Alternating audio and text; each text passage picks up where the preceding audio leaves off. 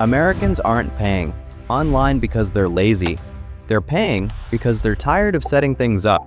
And one overlooked online service is quietly cash flowing in 2026. The real US problem. Every week, Americans sign up for new software, new tools, new platforms.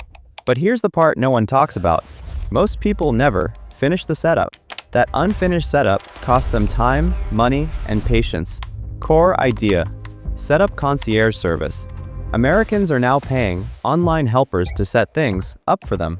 Not coding, not consulting, just configuration.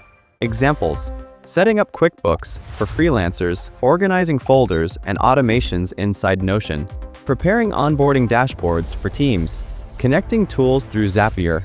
They don't want tutorials, they want it done. How Americans pay for it.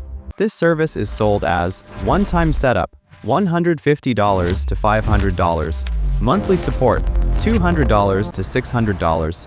Calls are done over Zoom. Bookings are handled through Calendly.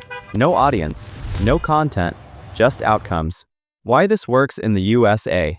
Americans value speed more than savings. If something removes frustration, confusion, setup time, they pay immediately. This isn't a side hustle, it's digital convenience.